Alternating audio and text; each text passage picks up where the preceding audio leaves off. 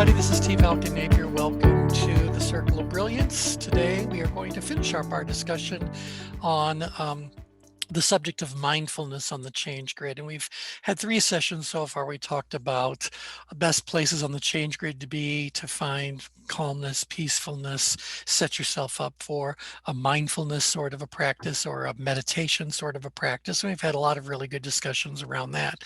Well, I always want to make things as practical as possible so that we can in turn take what we're discussing on the Circle of Brilliance and take it to our clients in a practical, meaningful kind of a way. And so with that, I've got a question for you guys.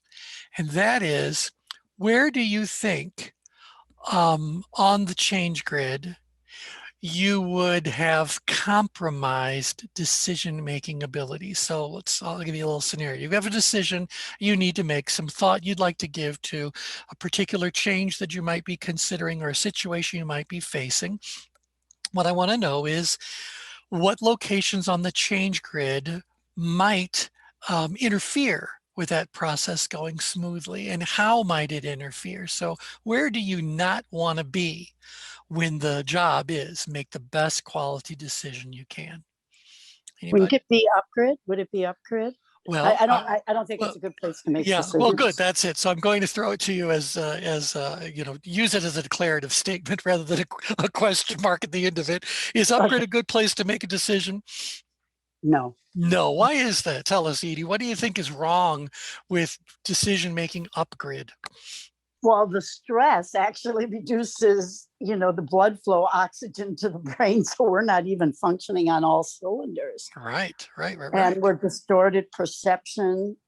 Stress, we perceive things differently, so we are reactionary instead of proactive. So I think there's a lot of things, Yeah, and so, if we look at the 5 levels of tension and their core descriptors, we know that people that are upgrid are, I'll do this as a quiz for all of you. Do they have a tendency to be more logically ruled or emotionally ruled in their reasoning abilities? Emotionally ruled. And the emotions that we find that far upgrade are things like anger and grief and fear and shame. Well, are these particularly helpful emotions, or do they kind of work against us? So I think that the emotional state that we encounter upgrid is kind of robbing us of our logical faculties. At the very least, it's distracting us from our logical faculties. So we don't have that going for us. There's also something about speed upgrade. What's the problem with making decisions when you're upgraded when it comes to speed? React too quickly. Right. And then we have regrets and buyer's remorse. And all. So it's all very impulsive. Go ahead. Anyone want to throw anything else in? Yeah. It's very impulsive. It's very reactionary. It's in a very big hurry. The people that are that far upgrade do not feel as though they have the time to delay anything. They have to do something. They have to do something now.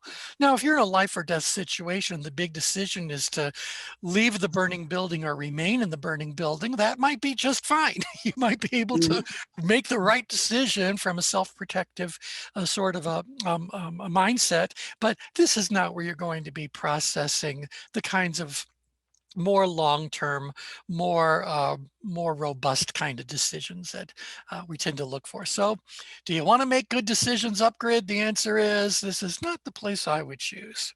Where else? T, yeah, go right ahead. So T, I once read that in a psychology article that fundamentally we experience 4 different quadrants of emotion, and that is happy, sad, angry, or afraid. And that there are dimensions of those 4 quadrants. And so as I'm listening to the dialogue, I'm just curious, would we still then, let's say if someone was in the happy quadrant, would we still consider that to be upgrade? And if so, is that still holding true that that's not where we would want to be with regard to your question? Yeah, the only thing I'll add to what you've just described is they were describing into quadrants. I think that we look at that radially. And so these 4 danger zones are where they would probably put the worst of those emotions.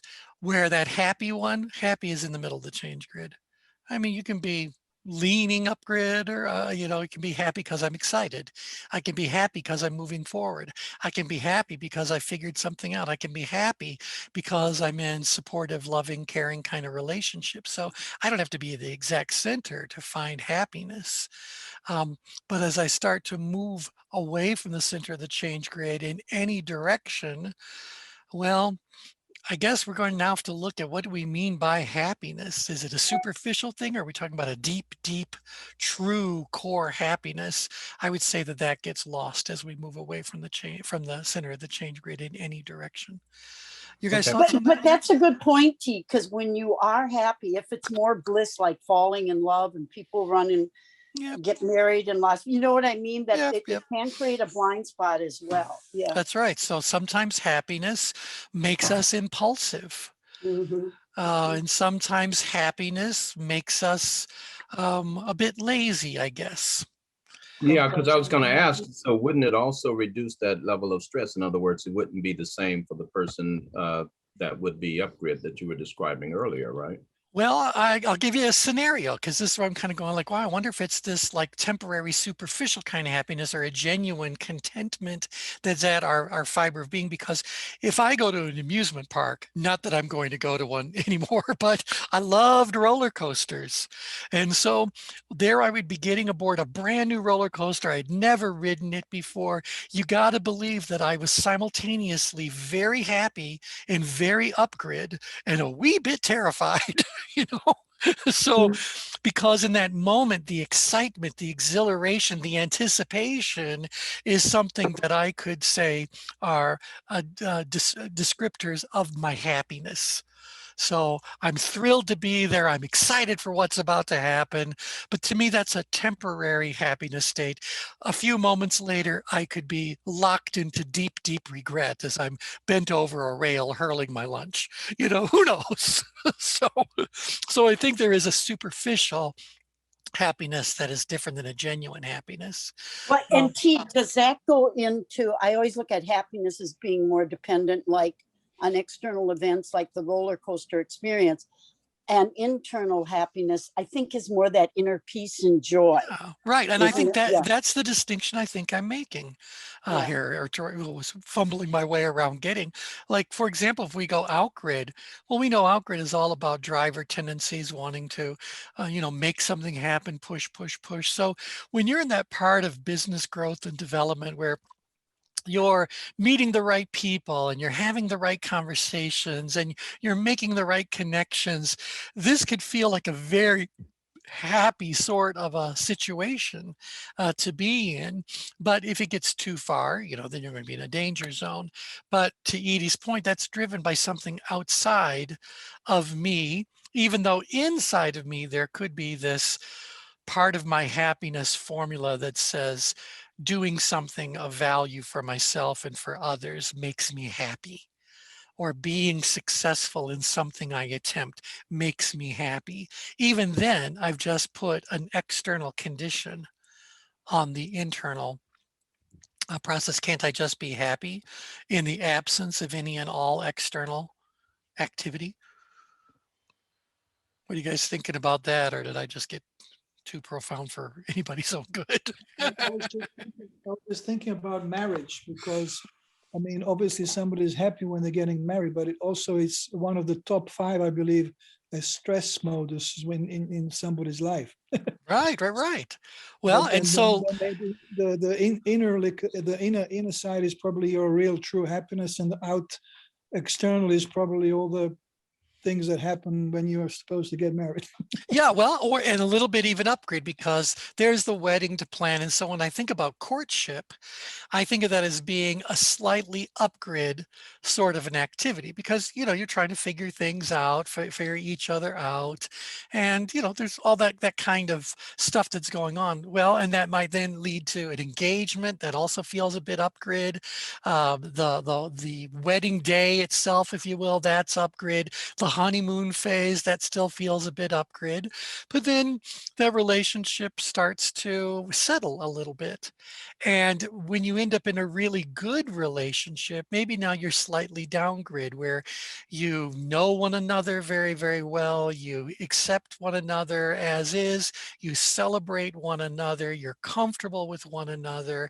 There's this slightly down-grid happiness slash contentment kind of thing that comes along with relationships. If you're not careful, you could end up down-grid bored. Where, yeah, so that there could be other issues. So I guess I'm saying that um yeah, I don't know what I'm saying. What am I saying? You guys tell me. Where did They Edie can, go? they She can disappeared. coexist together. Yeah, exactly right. Exactly right. Now, of course, plenty of relationships are really wonderful for a good while, and then something goes off track and the relationship changes or maybe ends altogether. Well, I'll bet that's got its own set of up-grid elements to it and maybe out-grid elements to it if there's lots of arguments and battling over resources and all that. Or maybe the people just get so content with one another that, they just are that old married couple who've just been together forever. And that's this down-grid kind of thing. Yeah, and I suppose there's an in-grid expression as well, but normally in-grid is about caring for others, or trying to show what your value is in the relationship, prove your value by caring about something. Okay, very interesting little tangent. But going back to my original question about where on the change grid might our decision-making abilities be compromised, to cut to the real chase, the answer is up-grid because we're too reactive, out-grid because we're too focused on a particular outcome. We're pushing and pushing and pushing and not necessarily looking at additional information, or looking at the information we have from a different perspective. And so we get very, what do I say, focused. We put the blinders on and off we go to whatever that goal happens to be. So that can undermine our decision-making ability. If we're too far down grid, now we're assuming we've got all the information we need, or no decision really needs to be made, or it can be made later. There's not enough energy to move it all forward. And in-grid tends to be a little bit too timid, too risk averse. The thought there is that if I'm okay just the way that I am, why do I need to do anything to modify that? Let me just continue to flow through life. And it may not be exciting, and it may not be filled with great success, and it may not be so content that I can just relax altogether forever. But you know what? It's good enough. And I think a great percentage of our society lives there, where when they look at what they're doing as far as their financial life is concerned, their personal life is concerned, etc., they can certainly see for themselves greater excitement and greater accomplishment and greater depth of satisfaction or whatever, but they either can't or won't or don't feel compelled one way or another to put the energy necessary into moving themselves further. And so they're just right here. Not a bad place to be, but there's a certain feeling of contentment that occurs right there. Okay, so because of these four sort of extremes, if you will, if you aren't careful with them, we're only left with one place on the change grid where we can actually make the highest quality decisions. And that ends up being at the center of the change grid, or towards the center, at least inside of the green circle. And closer to the middle, the better, the better, the better. And that's where we get into this whole idea that we've been chatting about these past few conversations about, well, where I'm in the center of the change grid, but now there's work to be done. And was my work about reaching a higher plane and focusing on something, achieving great abilities in meditation, learning how to astrally project and move myself in time and space? Is that what we're trying to do? Because if you do want to do that, you got to be at the center of the change grid. Is it just about mindfulness as a therapeutic tool, or just as a self-management tool where you just say, I'm just going to sit quietly long enough and be aware of what's going on in my world, and not really let it derail me or something like that. Just I want to be mindful of that. And so in and of itself, that's a nice little practice. But we said sometimes we want to go to the center of the change grid in order to access our oracle of the self. And this is what I really wanted to just go through today, because it's different than the other two. In meditation, you're trying to minimize what it is that you're thinking about, focusing on things. And so you can reach this peacefulness, the stillness of the mind, stillness of the body. Mindfulness, you're aware that things are happening all around you, but you're not necessarily putting much energy into exploring them further or even thinking about them in any specific detail. Well, now you get to the oracle of the self, and you want to pay very close attention to details. You want to figure things out. You want to do something that is quite deliberate, but you're not in a hurry like upgrid might be, and you're not being really pushy and driven like outgrid would be. And you're not overly soothing yourself with facts and all that, which is what downgrid may be. You get the idea. You're in the middle of the change grid because you want to do the best possible job of making a good decision. And so you are consulting your oracle of the self. You are having a conversation with yourself about yourself. And you want to have this in a way that is going to be as supportive, as productive, as beneficial for everyone involved as possible in that, at least at this stage is you. So when we are helping a client to develop their ability to access their oracle, that's what we're actually trying to do. We're trying to get them to go to this place on purpose. Now, they still need, if we go to these early stages, they still need to find a space where they can do, they still need to practice some breathing. They do need to reduce sensory input or distractions. They do need to relax their body and all that good sort of stuff. And they might even spend a little bit of time doing a little bit of mindfulness. And then they go like, okay, I'm ready. And now we need to declare our goal for being there. I'd like to explore X more. I'd like to come up with an answer to whatever. I'd like to figure out whatever. I'd like to make a decision about whatever. So state a little bit of an intention. Now, if we look only momentarily at the engagement rings, you'll see that 6-6, the exact center, is in awareness. It's the center of the awareness layer, but it's also pretty close to intention. And so we are doing something in the oracle of the self that says, I am taking the tiniest step off of the exact center of the change grid so that I can formulate my intention so that I know it's there. And then I'm probably going to step back, because what I need to do in the work is to let my awareness abilities, my observational abilities be as good as they can be. But at least I know for a moment, I stepped outside to say, I'm here with an intention. Now let me get back to doing the work that needs to be done. Okay, are you guys with me so far? Yeah, what, Yep. when people, I know I have this, it's called decision fatigue. Mm-hmm. Is that due to not being in the center? What Yes. creates? Yeah. That comes from being, let's just go to another diagram. We'll always go to the composite because you guys know what all these layers mean. How did I get fatigued? Well, I probably got fatigued because things were demanding my immediate attention, and people were wanting and demanding things from me. And so, okay, I rose to the occasion. I did what I have to do. And then maybe it was outgrid decision-making fatigue because I'm just trying to get to a particular outcome, a particular destination. And who knew there was all these little decisions that needed to be made, blah, blah, blah. And then you got the person downgrid who is starting out fatigued, by the way. And then you're taking this downgrid person and say, we need to make a decision about blah, blah, blah. It's kind of like, really, do we? Why don't you make it? So that you got that going on there. So I think that's where the fatigue comes from, is that, sometimes to go faster, you have to slow down. And we all know the story of the woodcutter who had to stop periodically to sharpen his axe and all that. That's what we're talking about when it comes to getting to the center of the change grid. We need to say, maybe we wouldn't have become fatigued had we just carved out the time and said, I'm going to the center of the change grid. I'm going to consult my oracle, and then I'll do whatever it is that needed to be decided upon or acted upon. What do you think about that, Edie?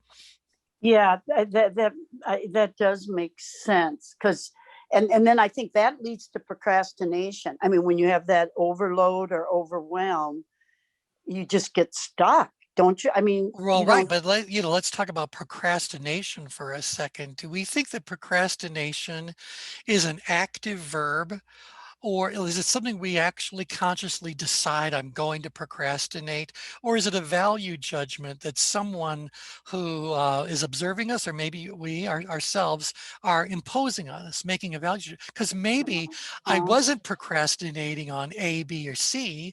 I was overwhelmed by X, Y, and Z. Yeah, So I had full intention of taking care of what needed to be taken care of. I just couldn't get around to it. We've all had those days.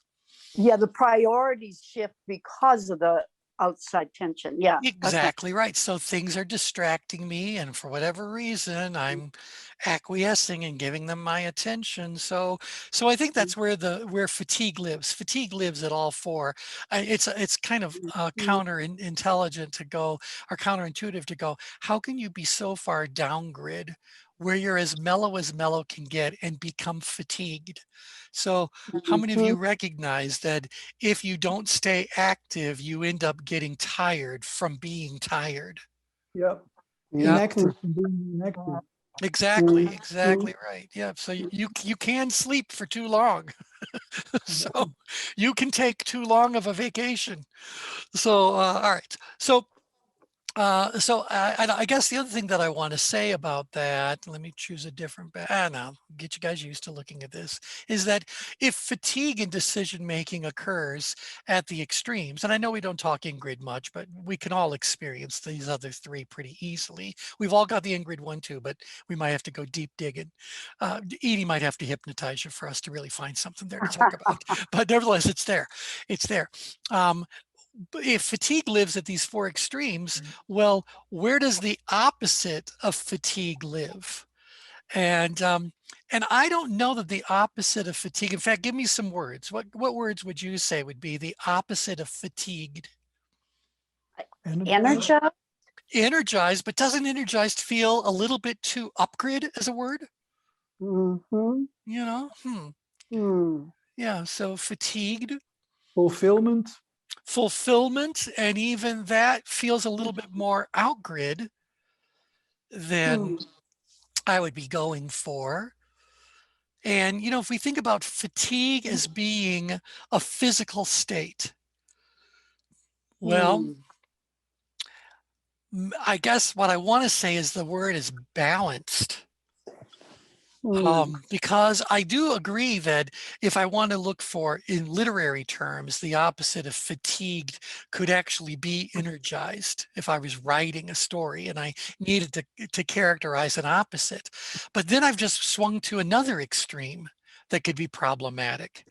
So if I said, I don't want to be fatigued, I don't want to be overwhelmed, I don't want to be in these extremes, I just want to be, now we get these in-grid words where we have things like, I want to be calm and oriented and open, quiet, controlled, balanced, aligned.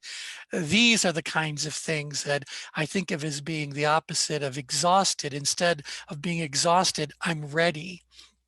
Instead of being fatigued, I'm present, I'm able to do something, or I'm enabled to do something. Yeah, so maybe that's more of a balanced form of energy rather than energized, which is a bit, feels a bit upgrid. Okay, anywho, so so I think to Edie's point, I could reduce decision fatigue by making more decisions in the center of the change grid, by going and consulting my oracle, by creating that space and that detachment in the moment that helps me to achieve greater levels of clarity, et cetera, around that. So, what's happening when I get there? What am I telling a client to do? What I'm telling them is, after they have stated their intention, let me go ahead and throw that in there, state your intention. T-E-N-T-I-O-N. and then get back to center. I don't want that to feel like that's my intention. So let me put that in a separate line. So center does not require a G. Okay, so then get back to center. Now I'm there and I've made this intention. What should I do as far as X is concerned?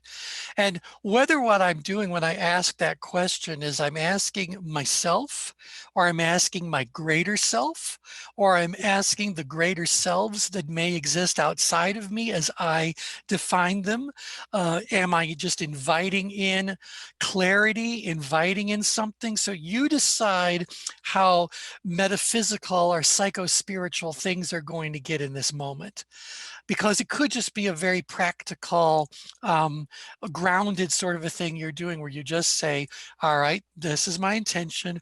What am I going to do? Well, we would begin by observations. And I would want to look around me in all four directions. So I want to look upgrade and say, what's happening? What am I observing with my eyes, with my ears, with my other senses, with my senses? I can't even point to the organ that brings me that information. What am I perceiving? What am I observing that is causing me to have a certain level of upgrade tension around? All right. What am I observing that is bringing out some of my outgrid sorts of feelings or tendencies or whatever? What's going on that might make me want to move outgrid? What's going on as far as this situation is concerned that is might be moving me down grid, or might be telling me to relax and take my time and no reason to hurry. There's, all those kind of like down grid messages are happening. And then even in grid, what's kind of driving this when it comes to caring about something? Is this about caring for myself? Is this about caring for others? In fact, in my observations of my thoughts around this up to now, am I thinking more about how this is going to affect me personally, how it's going to affect other people, or just how it might have inherent intrinsic sort of value to just be whatever it is? So I need to just observe and say in concrete factual terms, or in actual experiential terms that I can verbalize, what am I observing around me? Okay, I'll throw this to you guys now. Thoughts about that? Questions about that? Does that feel like you are detached enough? And at this early stage, before you get into most, you want to just kind of get a thorough inventory of what your actual observations currently include. Yes? Silence is affirmation, just so you guys know. So thank you for your vociferous validation of what I'm saying here. And if you really think about it, what that observation step really is your first step along the path of self-discovery. That's why I put walk the path here. What you're really doing when you're consulting your own oracle is you are walking the path. And so that first step, what's the current situation? Well, you're trying to describe the current situation in concrete, observable terms, or in terms that describe your actual experience. You can't describe someone else's experience. You can only describe what you've observed others say or do. I don't know what their internal experience was that led to that. Even if they tell me what their internal experience was, I still don't know what it actually was. But nevertheless, this is all part of the white step, the current situation. Now, we can move on to the green step. What do I really want? What is the clarity that I need to achieve around that desired outcome? And this is where you'd want to ask yourself those 4 questions from either from the sales program we're talking about, coming up with a complete value equation, or even in the leadership program when you're looking at the levels, or rather the 4 aspects of control. You want to know, what do I want to gain in this situation? What do I want to lose in this situation? What do I not want to gain? What do I not want to lose? And so we want to take this green step when we're at the center of the change grid to just say, let me get clarity around what I want. Now, I don't want that clarity to be contaminated. I don't want my desired outcome to be in any way influenced by upgrid energy, energy that's too far upgrid or too far outgrid or too far downgrid or too far ingrid. So I'm going to throw this to you guys a question. Why do I not want my goal definition phase, this moment, to be in any way influenced by these four energies? Edie, the question, comment? Yeah. Is that going back to not a good decision? Well, I think that that's part of the thing, because if I allow myself in this moment, I'm at the center of the change grid, I'm consulting my oracle. If I allow my oracle to suddenly be influenced by the voices that are too far upgrid, what are those voices telling me I need to do? So basically, it's about becoming aware of something. So you need to be open to give and receive, as it say, and not judge, and just That's right. That's right. see Because what's there, see those what's there. upgrade voices are telling me to do what? Run away. To run away. They're telling me, get out, do something now, do something fast. Come on, come on, come on. What do you think the outgrid voices are telling me? The outgrid voices could be saying, stop worrying about this. Let's get going. Let's move, move, move, move. Just do it. You know? So you have to understand that you are surrounded. Go ahead, Edie. How are they different? You know, one is go, go, go, just do it. Where's the difference between up and out grid in the Well, action that's taken? yeah, the difference is that the upgrade responses are reactive. They're coming from a place of perceived immediate threat, and they're being ruled by our emotions. So if you think more than anything else, survival skills are being kicked in. So that's where that do it now is because something is chasing me or something threatens me. Where, as opposed to outgrid, do it now is all about, we have an outcome we're looking for. We've got no threats in our environment. We just need to keep moving forward. We need to do what needs to be done. And so it's almost like, rather than being threatened, which is what you feel upgrid, it's almost like you're becoming the threat or the threatening as you move further and further out grid. Because think about that, as you move further and further out grid, you view your ability as being extremely high to tackle an equally high challenge. And so you believe you're the superhero. You can do anything. The rules don't apply to you. You'll clean up whatever the mess is, or you'll let someone else worry about the mess later. That whole arrogant pushiness that comes out grid, that's the big distinction.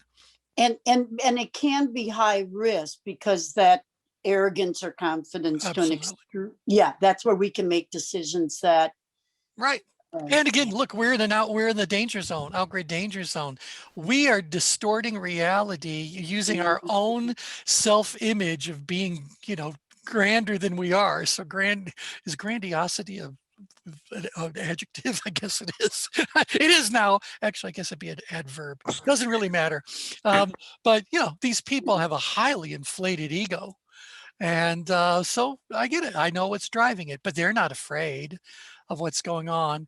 And even if they are afraid of like competition or something that they might have to fight against, they're not upgrade, you flee, you run. Outgrid, you fight. And so those are the two differences. But that's the problem. Yes, go right ahead. Could you maybe, is it also correct to use chaos for up and true intent for out? Well, I would say that's certainly right. And again, add to this that upgrade changes are driven by external factors. I like chaos being one of the things that can describe that. And outgrade changes are driven by internal motivators. And so that's that intent. That's what's really going on. So those are the two. Nevertheless, both of these are saying, let's get moving. Yeah. Let's pick up the pace, okay? Enough already with your figuring things out. Do it because we're threatened, or do it because we don't want to miss the opportunity. We don't want to, whatever the case may be. So these both are being loud and telling me to go forward. Well, what do you think the in-grid voice in the choir and the down-grid voice in your choir is telling you? Are they saying hurry up? Mm-mm. No, Slow down. they're saying slow down. Take your time. Take your time. You know, we don't need to make this decision today, or do we need to make this decision at all? Or, you know, if we've got other things we need to be, you know, and so You that's what know, I'm. and when somebody is saying slow down and you're in that other track, it actually, for me, creates anxiety. I Yes, mean, absolutely. It I moves you don't, off center, that's for sure. yeah. And when you get moved off center, what happens to your whole decision-making process, quality of it, et cetera? Mhm. You know, good decisions take whatever time they take. That doesn't mean you can't put too much energy into decision making where you know, we always say you don't need all the facts. You just need to have enough, or you need to have the right ones, and you're good to move forward. If you're waiting for more and more and more and more and more, you're still causing trouble in your own decision making sort of things. And so this we're talking about consulting your choir. So as you walk your path, as you get into that goal clarification sort of phase, you are going to start hearing these other voices in your head trying to influence you.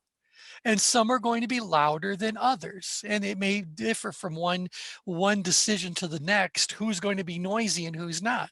Well, and certainly once you're past the goal definition, let's say you quieted the choir enough to give you the opportunity to get clarity around what your desired situation looks like. Now obstacles start coming up. So what could stop you from doing those things, from reaching the goals? What's in the way? What's etc. Well, now you can imagine you got all kinds of messages that be coming your way that are out grid, up grid, down grid, or in grid. So the outgrid message might say, obstacles, we'll just barrel right through them. Don't worry about the obstacles, whatever. Or the upgrade things might go like, oh, no, no, no, we're going to be threatened by this, and we're going to encounter this, and okay, because they just anticipate a greater and greater number of external threats might be coming our way. Or that downgrade voice might be saying things like, well, you know, nothing really needs to be done at all. You don't need to be prepared. Nothing's going to happen, giving you a sense of false security or whatever. And then the other one, the in-grid voice is always telling you. In fact, Lynn and I laugh about this all the time.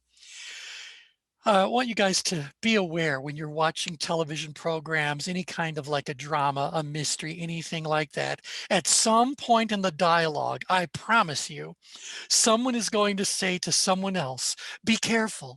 So they're about to leave, they're going to go, be careful. It's kind of like, well, I hadn't even thought about being careful. It's like there's always this like obvious statement that isn't really necessary to happen. Well, that's the in-grid voice. In-grid voice is always so concerned about you and others and how it's going to impact whatever, that it's constantly going, be careful, be careful. Do we really need to do anything? You know, maybe we could just dial back, blah, blah, blah. So what I'm saying is that whether we're at the green step, whether we're at the obstacle identification step, or even when we get into the solution, how am I going to actually now put together my plan? You're going to find yourself surrounded by this choir of voices. And this is where we get this whole idea about how you properly consult with that choir. Now, the first thing that you do is that until you have finished doing what you want to do as you walk your own path, you want to treat that choir the way mindfulness would tell you to treat it. So just acknowledge that this little message is coming to you, but just let it go. Let it go. Just let it sit aside. It's not going to disappear forever, but for now, you've got your own centered, conscientious, deliberate work you want to do. So we need to quiet the choir. Quiet the choir. Now, once you've finished walking those, the current situation, the desired situation, the obstacles, and even a bit on your solution sort of thing, you want to say, all right, choir, thank you so much for being quiet while I did that. Now that I've identified the current situation, I've identified the desired situation in all 4 quadrants. I have identified the obstacles that are obstacles of awareness, obstacles of ability, obstacles of willingness, obstacles of suitability. I've addressed all those obstacles and I've built a plan. Now, what do you all have to say? And so we're giving the choir an opportunity to say something, but now the choir is going to give you feedback based on its awareness that you have walked the path. You've already done all this. You've already factored in what they factored in. So what do you think the outgrid voice is likely to say to you after you finish your path walk? Good job, let's go. Yeah. Feels good, let's go. That's a workable plan, let's get moving. So that still wants to move forward. It's an outgrid voice, but at least it can move forward with confidence that it knows But what's going on. T, the decision is when to listen to that voice. And then I'm thinking of the intuitive voice that comes into play. And religions will talk about, God's voice coming. You know what I mean? That they're Right. and it's almost like being the director of a symphony, of knowing how to create that harmony by knowing what voices to try. You know what I'm saying? Absolutely, because that's what I said at the beginning. When you are at the center of the change grid, when you have gone through these progressions of detachment kinds of steps, there you are. Now, based on your personal belief system, your personal philosophy, I talked about psychospiritual kind of things and all that, you have to decide whether you are the single entity you, or is there a physical you that carries within you a spiritual you, in which case you've got you, the physical, and you, the spiritual, you, the soul. Are you joined by an external kind of a voice? Is the universe now joining you in this process? And is the universe something that is inside of you or outside of you? And if it's beyond the universe, if it's actually some sort of a supreme sort of a being, a supreme sort of an energy, is it something that you carry within you that now has an opportunity or now comes forward? Or is it something or someone that you are consulting outside of you? So I think that everyone has to do this. So hopefully that makes room for where that would actually come into play. It's part of you. It's joining you. And when you walk the path, you are walking the path as that, however you define that. So is it just you, or is it you and every spirit in the known universe all coming in together? Because all those voices that are talking to you, all those choir voices, you do know who all those voices are, right? Those voices are all you. And so the change grid is you talking to you about you. And so inside of your head, you have an outgrid voice, you have an upgrid voice, you have an in-grid voice, a downgrid voice, but you also have this voice of center, this voice of what we just call, this is you, the oracle of the self. This is you. And so we got all these voices. And sometimes that choir can be singing in harmony, and that's what we want to have happen at the end. We want that choir to be singing in harmony. But along the way, as you're trying to figure something out, all of these voices are singing their song, their verse. And it might be all at different pitches, at different tempos. It could be different songs altogether. Nevertheless, these are all things that are happening. And you need to be able to work with that in a way that helps you to make the kind of decisions that you want and need to make, and at the same time honors all those voices as things that are very much, first of all 4 of those voices care deeply about you. And so they're all just trying their best to protect you. But their protection is very much unnecessary when all you're doing is walking the path. So. And that's good. Sometimes when I want something and I decide it, all those other voices, I block. That's not good. It's not what I want to hear. I seek for what endorses. Yeah, and isn't that interesting that what you're doing then is you're arguing with you about you? Yeah. It's like, no, I honor this voice. I honor all these voices that I have. They're all coming from a set of experiences, a set of understandings that I have accumulated. So, so my outgrid voice is just telling me, hey, you can be outgrid. You've been Oh, outgrid. So I got something to say, or don't ignore me. Don't ignore the upgrid voice. Don't ignore the downgrid voice. These are all parts of you. oh, oh. And they're That- all there because they're doing their very best to protect you. And mhm, sometimes you just need to say to these voices, right now, I don't need the protection. Thank you so much. I'm so glad you're here. Don't go away. Stay close by. But let me mhm, finish this little piece, and then I'll ask all of you mhm, to chime in or to sing along with me, whatever the case may be. And I guess that's my final mhm, comment I want to make was that when you do this consultation with your choir after you've completed your path walk, what you really are is saying, what do you have to share about this? I want the commitment of all four voices. And so sometimes mhm, that voice, like the outgrade voice, might say, yep, I support you in all this. Just keep your eye out for whatever. So it may add something at mhm, the end mhm, because I will benefit from all of my insights, but I will still always suffer from my blind spots. And so that mhm, means that each of those four voices might be able to say, plan's really good, very solid, I'm all behind it. We just need to watch out for this, or we need to make sure we take care of this, or we need to emphasize this, or don't forget this. There might be that little last contributor that mhm. it's saying to kind of bring us back to harmony and balance. Um, That's interesting. This has been a very interesting. Yeah,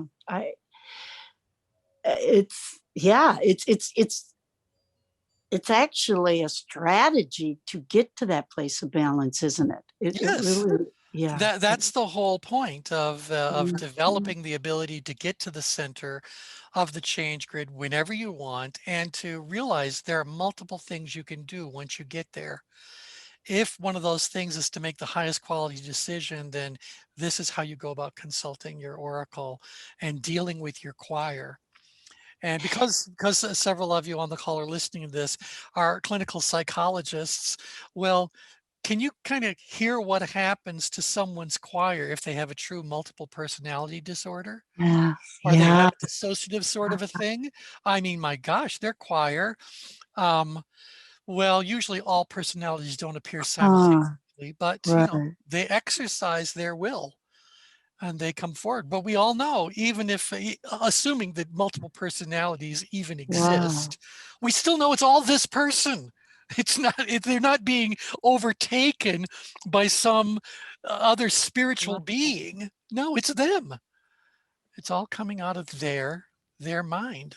So anyway, there you See, go. that's so true. I mean, we talk about that in my D&I work, particularly when we're dealing with unconscious bias and conflict resolution. And often you hear folks say, I'm so sorry, T, that wasn't me, as if some other being took over my body. And it's Yeah. like, no, you need to own that. That was you. That was definitely you. Absolutely. And, I think that particularly the kind of work you're doing, if what it does is it makes you aware of something that no longer serves you well, then you have to acknowledge it and you have to let it go. You have to do the work that's necessary to let it go. Yes. But to deny that it's part of you, no, sorry.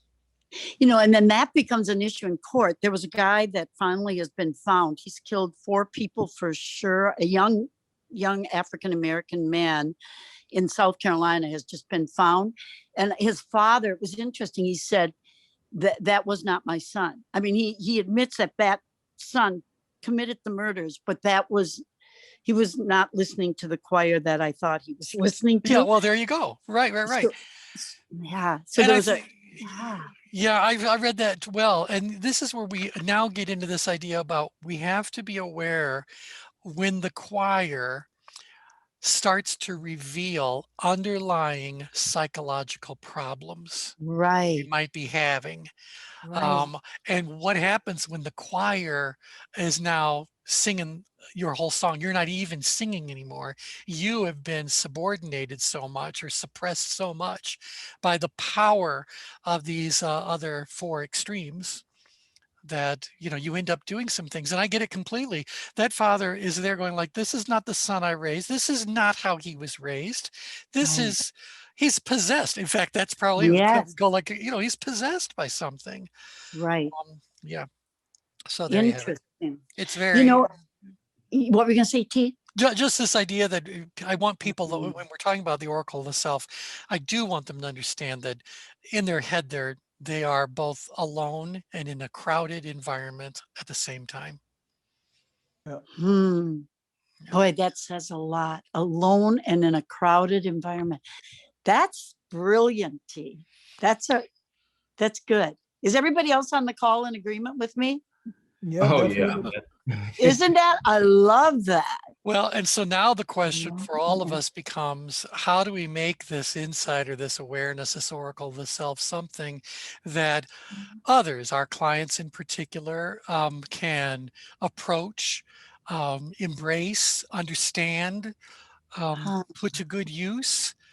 Because I think that ultimately, we know this from our decision-making program. You guys have heard me say this before. The quality of your life is determined by the quality of the decisions you make. Mhm. You are living proof that the decisions you've made have led you to where you are right now. If Mhm. you want to be someplace else, you want to go someplace else, it's going to get back to the quality of your decision making. So what can we Mhm. do to help people make higher quality decisions? And Mhm. ultimately, that's what the Oracle is really all about, helping people make the best decisions they can in the circumstances they find themselves. So, yeah. You know, at some point, have we ever discussed this? And this is off this, and it's not for today. But do people? I've done this where we transfer our high risk taking or outgrid actions to an area. So we transfer that confidence to an area that we don't know what the H we're doing. Right, right, right, And right. and how do we get around that? And Well, that's a whole nother discussion, it probably. is, but ultimately, that's your Hmm. outgrid voice telling you you've had Oh plenty yeah. of confident experiences. You know how to be confident. Let's take that experience and use it in a portable way to move it and apply it to a new situation. It's also a bit of a downgrade Hmm. maneuver. It's about restoring a resource to lower your level of tension. So you may be frightened in this, but you know what? You've been frightened plenty of times and came through okay. It's Yeah. those periods of being frightened that have made you confident and courageous Right. and brave and all those good sorts of things. So Hmm. you know, so somewhere in your choir, that voice came forward Mhm. and said, wait, Mhm. wait, wait, wait, wait, wait, wait, wait, wait. So what are you saying to yourself about yourself? Mhm. Yeah, so again, uh, I have to find a Mhm. way to say that this choir Mhm. is vitally important to us. That's why we all have it. I didn't invent the choir. It's just part of how our brains operate. And then I'll share with you guys one last thing, and that is, did you know that there are people on the planet whose choirs don't have words? There are people, and they've, I guess, proven this, that Mhm. when they are thinking, they do not have an internal dialogue going on. There are no words in their thoughts. They think things through. They figure things out um, with shapes and colors and all these Mhm. other sorts of things, but they do not talk to themselves in words. They can if they want to do it deliberately, but their default is that they think in non verbal I would ways. guess those are real extreme right brain people, wouldn't you? That would have. I don't really know. I don't remember whatever they're called right now, but there's a certain percentage of the population when you ask them how do they just go about figuring something out, words were not involved. Yeah. Words were not involved, or numbers might not be involved for some people. They figure things out in other ways. The mind Yeah. is an amazing thing, and we know very, very little about it. But what we do know about it, we really should do our best. And I think Yeah. that's a part of the communication style too, so that that individual that you're referencing, as they are listening to conversation or to someone, the way their brain processes that communication is through images as opposed to words. That's what you're saying. Yeah, exactly.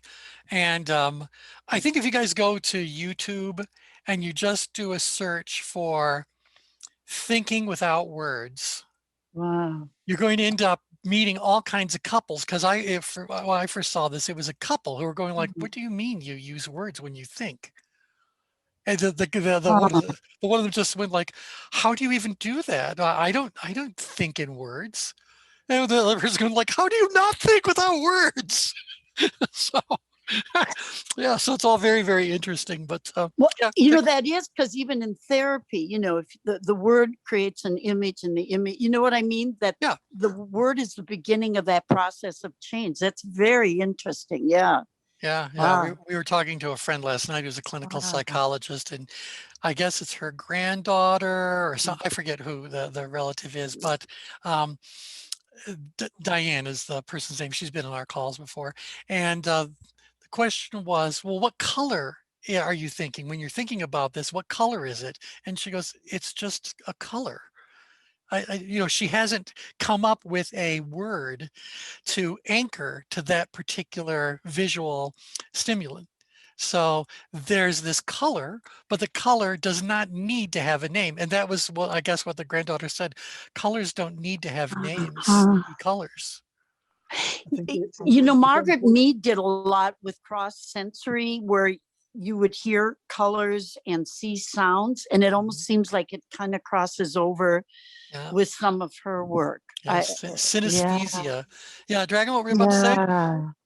Well, I was just thinking it's really also about how people are set up, linguistic, visual, kinesthetic.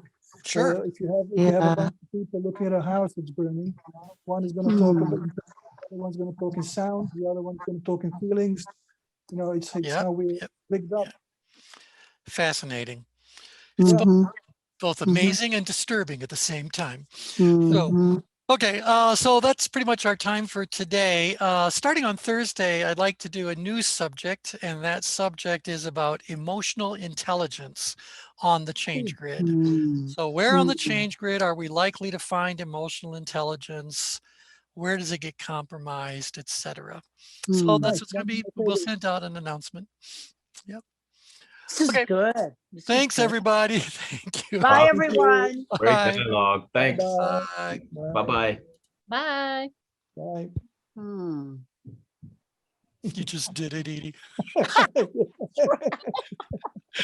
You know what? See, I got to tell you, I drove my son nuts when I was building in the Raleigh area. I lived with him, and I would be in one room, he was in another. And apparently I did it. I don't think I think without humming. And he was just about ready to kick me out. I mean, it's like somebody, chewing gum in your ear or something like that.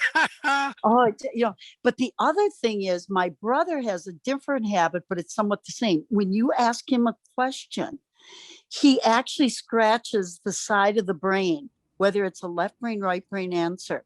He scratches his head. He's a car dealer, and he'll come up with the price.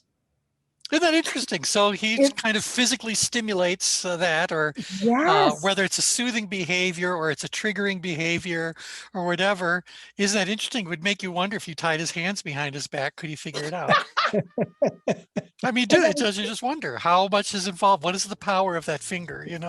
Cool. Nice. Okay. All right. Take care, everybody. Bye for now. Bye-bye.